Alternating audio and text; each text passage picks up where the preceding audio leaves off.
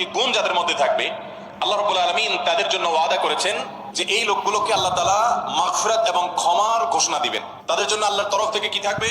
তাদের প্রতিদান থাকবে, আল্লাহর কাছ থেকে তারা ক্ষমা পাবে, মাগফিরাত লাভ করবে, তাদের জীবনের ভুল ত্রুটি আল্লাহ তাআলা মাফ করে দিবেন।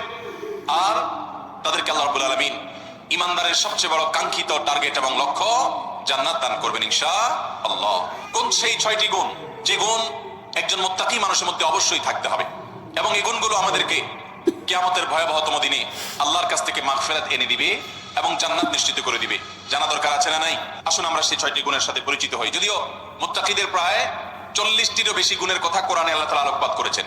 নবী করিম সাল্লাল্লাহু আলাইহি সাল্লামের বহু হাদিসে মুত্তাকিদের বহু গুণের কথা আলোকপাত হয়েছে। সেগুলো নিয়ে একটি দীর্ঘ আলোচনায় আমরা চেষ্টা করেছি মুত্তাকিদের কোরআন হাদিসে যতগুলো গুণ বলেছে সে সবগুলোকে একত্র করার। আজকে শুধুমাত্র আমরা সূরা আলে ইমরানের 133 থেকে 36 আয়াতগুলোর মাধ্যমে এখান থেকে মুত্তাকিদের 6টি বিশেষ গুণের কথা উল্লেখ করব।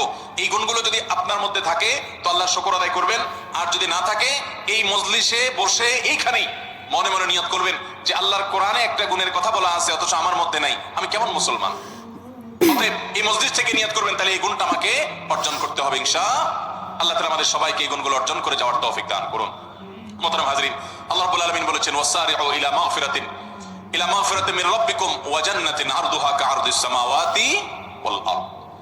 তোমরা আল্লাহর মাগফিরাতের দিকে দৌড়াও, প্রতিযোগিতা করো, অগ্রসর হও এবং জান্নাতের দিকে অগ্রসর হও।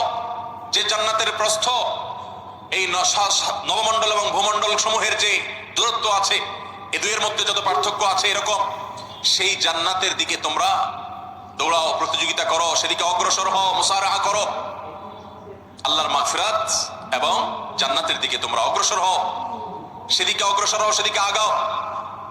যেই জান্নাত আল্লাহ তৈরি করেছেন উইদ্দাত লিল মুত্তাকিন, মুত্তাকিদের জন্য। জান্নাত কাদের জন্য তৈরি হয়েছে ভাই? মুত্তাকিদের জন্য।